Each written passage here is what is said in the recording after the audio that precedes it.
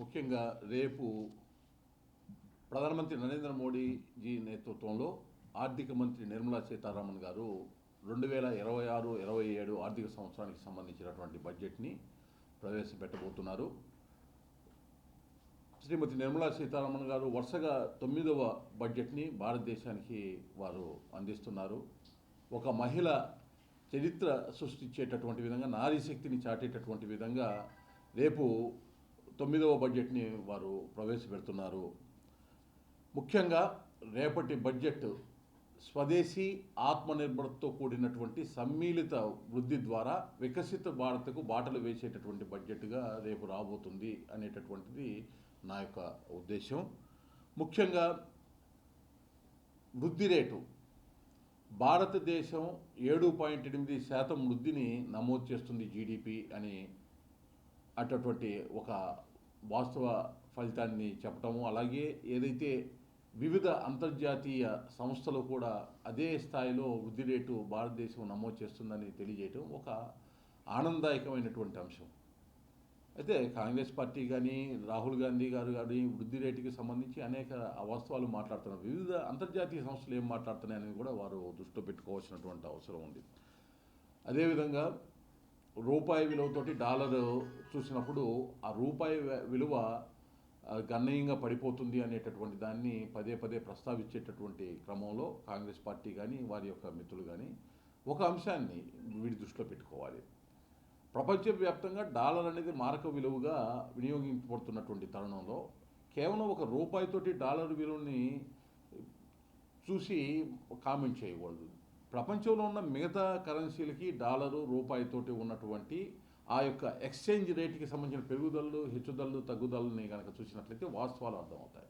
ఇవాళ ద్రవ్యోల్బణం అనేటటువంటి దాన్ని కట్టడి చేయటం వల్ల 7.8% వృద్ధి రేటు నమోదు చేయటం, ప్రపంచంలో ఉన్నటువంటి అతిపెద్ద ఆర్థిక వ్యవస్థలో ఉన్నటువంటి దేశాలు కూడా ఈ మనకి దగ్గరలో కూడా మన భారతదేశానికి దగ్గరలో వృద్ధి రేటుని నమోదు చేయలేనటువంటి పరిస్థితి స్పష్టంగా కనపడతా ఉంది.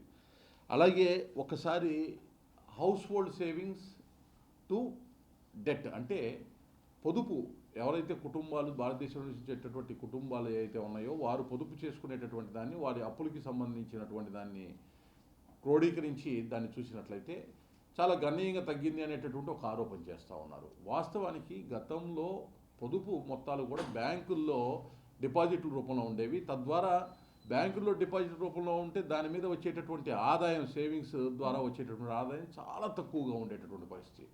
ఇవాళ ఏదైతే సంస్కరణ నేపథ్యంలో ప్రధానమంత్రి నరేంద్ర మోడీ గారి నేతృత్వంలో ఆర్థిక ప్రగతి ముందుకు వెళ్తున్నటువంటి పరిస్థితుల దేశంలో ఎక్కువగా పెట్టుబడులు, బంగారము, మ్యూచువల్ ఫండ్స్, అలాగే రియల్ ఎస్టేట్ రంగాలు, వాటిల్లో పెట్టుబడులు పెట్టడం ద్వారా అత్యధిక ఆదాయాన్ని ప్రజలు పొందుతున్నారు. కాబట్టి నిరర్ధకంగా బ్యాంకుల్లో సేవింగ్ ఖాతాల్లో ఉండేదానికన్నా వాటిని వినియోగించడం వల్ల వారి యొక్క ఆదాయం కూడా బాగా పెరుగుతూ ఉండేటువంటి పరిస్థితి. దాన్ని వేరే రకంగా చూపించే ప్రయత్నం కాంగ్రెస్ పార్టీ చేసింది. అలాగే డెట్ టు జీడిపి, అప్పు జీడిపి తోటి పోల్చి చూసినప్పుడు 80% ఉంది. కేంద్ర ప్రభుత్వము మరియు దేశంలో ఉన్న రాష్ట్ర ప్రభుత్వాల అప్పులు అన్నీ కలిపి చూసినట్లయితే 80%కి రీచ్ అయింది, ఆందోళనకరంగా ఉంది అనేటటువంటి మాటలు ఏదైతే చెప్తున్నారో ఒకసారి దాని గురించి కూడా చర్చించాల్సినటువంటి అవసరం ఉంది. కోవిడ్ సమయంలో ఆ రోజు ఉన్నటువంటి అవసరానికి వ్యాక్సినేషన్ ఉచితంగా ఇవ్వటం కానీ, ప్రజల్ని ఆదుకోవాల్సినటువంటి పరిస్థితుల్లో 88.5% ఉన్నటువంటి డెట్ టు జీడిపి, రుణాలు జీడిపి తోటి ఇవాళ 80%కి తగ్గించుకుంటూ రావడం జరిగింది. రాబోయే 4-5 సంవత్సరాల్లో దాన్ని 60%-65% మధ్య కట్టడి చేయాలనేటటువంటి ఒక సంస్కరణాత్మకమైనటువంటి విధానంతో కేంద్ర ప్రభుత్వం ముందుకు వెళ్తున్నటువంటి పరిస్థితి. అలాగే విదేశీ అప్పులతోటి జీడిపి చూసినట్లయితే 2014 నాటికి 23.7% ఉంటే ఇప్పుడు 2024-25 సంవత్సరానికి 18.7%కి నియంత్రించగలిగినటువంటి పరిస్థితి. అలాగే $700 బిలియన్ పైగా విదేశీ మారక ద్రవ్యాన్ని ఈ యొక్క కేంద్ర ప్రభుత్వం మన భారతదేశంలో నిల్వలుగా ఉంచుకోవడం వల్ల బ్యాలెన్స్ ఆఫ్ పేమెంట్స్ కూడా చాలా చక్కగా జరుగుతూ ఉన్నటువంటి పరిస్థితి. అలాగే డీడాలరైజేషన్ చేసి ఎక్కువగా కూడా బంగారు నిల్వలు పెంచేటటువంటి దిశగా ప్రభుత్వం ఇవాళ చర్యలు తీసుకుంటా ఉన్నటువంటి పరిస్థితి కూడా ఉంది.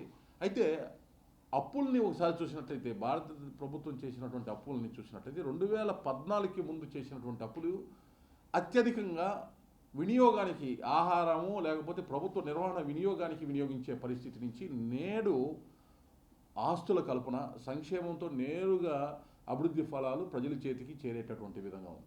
ఒకసారి మీరు కనుక చూసినట్లయితే 56 కోట్ల జన్ధన్ ఖాతాల నుంచి దాదాపు 45 లక్షల కోట్లు నగదు బదిలీ ద్వారా వివిధ పథకాల ద్వారా గత 11 సంవత్సరాల్లో ప్రధానమంత్రి నరేంద్ర మోడీ గారి సారథ్యంలో అర్హులైనటువంటి వారికి అందడం జరిగింది.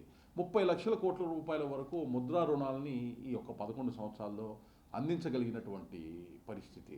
అదేవిధంగా 91,000 కిలోమీటర్లు ఉన్నటువంటి జాతీయ రహదారులు 1,50,000 కిలోమీటర్లకు నిర్మించడం జరిగింది. అదేవిధంగా రైల్వే విద్యుదీకరణ 100% పూర్తి చేయడం జరిగింది. అదేవిధంగా అమృత్ భారత్ స్టేషన్ల కింద వేలాది రైల్వే స్టేషన్లు భారతదేశంలో వాటినన్నింటినీ కూడా మోడర్నైజేషన్ చేయడం జరిగింది. అలాగే కొత్త రైల్వే లైన్లు పూర్తయ్యేటటువంటి పరిస్థితి కనబడతా ఉంది. ఆకాశ విమానయానానికి సంబంధించి విమానాశ్రయాలు కొత్త అనేక విమానాశ్రయాలు భారతదేశ వ్యాప్తంగా వస్తూ ఉన్నాయి. జలమార్గంలో కావాల్సినటువంటి ఏదైతే షిప్ యార్డ్స్ కానీ నౌకాశ్రయాలు కానీ ఆంధ్రప్రదేశ్ నుండి చూసినట్లయితే రామాయపట్నం కానీ ఇటువంటివి పూర్తయ్యేటటువంటి పరిస్థితి. అంటే రైలు, రోడ్డు, ఆకాశయానాల్ని అనుసంధానం చేస్తూ లాజిస్టిక్స్కి సంబంధించి చాలా వేగంగా రవాణా చేసేటటువంటి సౌకర్యాన్ని కల్పించినటువంటి పరిస్థితి.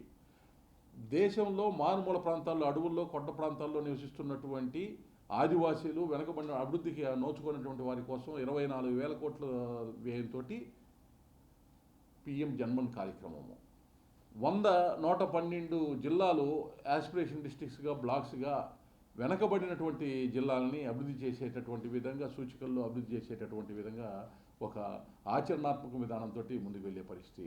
వ్యవసాయ రంగంలో వెనకబడినటువంటి 100 జిల్లాలని తీసుకొని పిఎం ధనధాన్య కృషి యోజనని ప్రవేశపెట్టినటువంటి పరిస్థితి.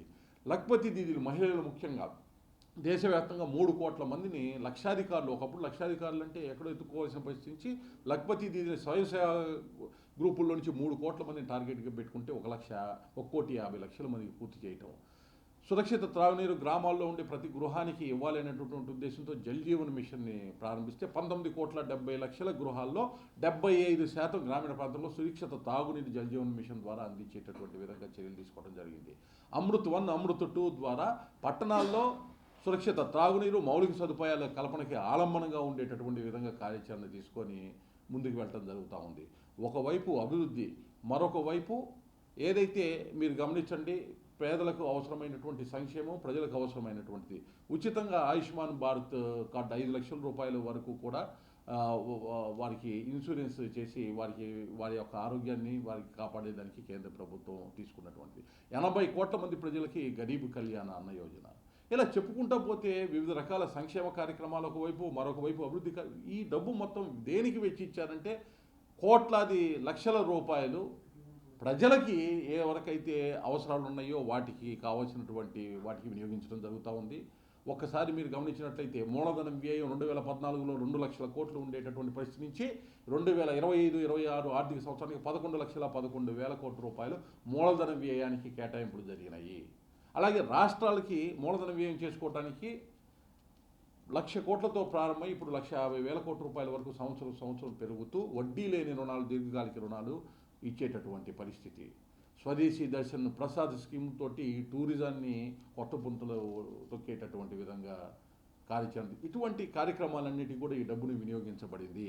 గతంలో కేవలము ప్రజలకి అందించాల్సిన ఆహారము లేకపోతే ప్రభుత్వ నిర్వహణకి ఈ అప్పుల్ని వాడే దగ్గర నుంచి ఇవాళ అభివృద్ధి కంటికి కనపడేటటువంటి విధంగా ప్రజలకి ఎక్కడ కూడా లీకేజ్ లేకుండా డైరెక్ట్ బెనిఫిట్ ట్రాన్స్ఫర్ ద్వారా వారికి ఆ యొక్క ఫలాలు అందేటటువంటి విధంగా తీసుకోవడం జరిగింది. రేపు రాబోయే బడ్జెట్లో కూడా స్పష్టంగా ఇదే రకమైనటువంటి ధోరణితోటి స్వదేశీ విధానము, ఆత్మనిర్భరతతోటి డిఫెన్స్ రంగంలో కూడా మనం చూసాం. గతంలో ఇంపోర్ట్ చేసుకునే దగ్గర నుంచి ఇవాళ ఎక్స్పోర్ట్ చేసే దగ్గరికి వచ్చాం. దాదాపు 25-30 వేల కోట్ల రూపాయల వరకు ఎక్స్పోర్ట్స్ డిఫెన్స్కి సంబంధించి మనం చేస్తూ ఉన్నాము.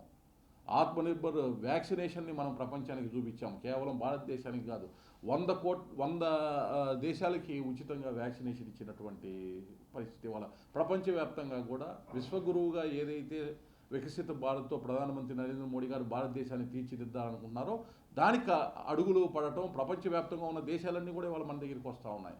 ఒక ట్రంప్ టారిఫ్ విధానం ద్వారా మన వ్యవసాయ రంగం కుదేలవుతుంది, ఇబ్బంది పడుతుంది, వ్యవసాయ ఉత్పత్తులకి ఇబ్బంది అవుతుంది అనేటటువంటిది దాన్ని దృష్టిలో పెట్టుకొని ఎక్కడా కూడా ఏ ఒత్తిడికి నెరవకుండా నిలబడినటువంటి వ్యక్తి ప్రధానమంత్రి నరేంద్ర మోడీ గారు.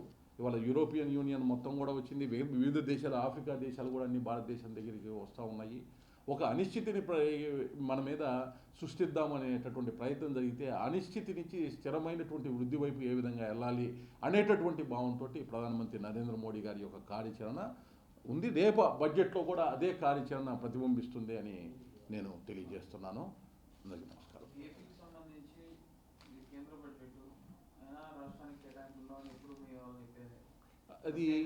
అది ఎప్పుడు కాదు, అది తప్పు. అది ఎందుకంటే దేశవ్యాప్తంగా విడుదల చేసేటటువంటి ఈ బడ్జెట్ దేశాన్ని మొత్తానికి వివిధ శాఖలకి సంబంధించి కేటాయింపులు ఉంటాయి. ఆ శాఖల్లో ఏ రాష్ట్రం పెర్ఫార్మెన్స్ చేస్తే ఆ శాఖకి ఎక్కువ నిధులు వచ్చేటటువంటి అవకాశం ఉంది. అందులో ఆంధ్రప్రదేశ్ అగ్రస్థానంలో ఉంది. వాళ్ళ ముఖ్యమంత్రి చంద్రబాబు నాయుడు గారిని ఒకసారి కనుక పనితీరుని చూసినట్లయితే ఏ విధంగా ఒడిచి పట్టుకొని నిధులు తెచ్చుకోవాలనే దానిలో ఆయన తిట్టారు. దానిలో భాగంగానే గడిచిన 2 సంవత్సరాల్లో ఒకవైపు అమరావతి, మరోవైపు పోలవరానికి సంబంధించి కార్యాచరణ, పెట్టుబడులు, రాష్ట్రానికి కావాల్సినటువంటి డాటా సెంటర్కి సంబంధించి కానీ, అలాగే మెటల్ స్టీల్ ప్లాంట్కి సంబంధించి కానీ, హైడ్రో పవర్ ప్రాజెక్టుకి సంబంధించి కానీ, అలాగే సిలికాన్ వ్యాలీ కానీ, ఆర్టిఫిషియల్ ఇంటెలిజెన్స్కి సంబంధించినటువంటి సంస్థలకి వాటికి కేంద్ర ప్రభుత్వం ఏ విధంగా సహాయ సహకారాలు అందిస్తుంది అనేటటువంటి స్పష్టంగా కనపడినటువంటి పరిస్థితి.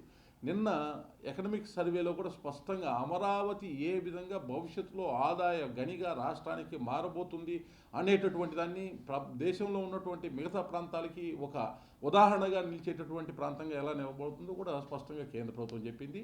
ప్రధానమంత్రి నరేంద్ర మోడీ గారు మీరు ఒకసారి కనుక చూసినట్టయితే ఆంధ్రప్రదేశ్కి సంబంధించి ఏ అంశాల్లో సహాయ సహకారాలు అందించాలో అవన్నీ కూడా అందిస్తూనే ఉన్నారు. ఇప్పటికే అది కొనసాగుతుంది, ఆ విధానం కొనసాగుతుంది అనే దానిలో ఎటువంటి సంశయం లేదు.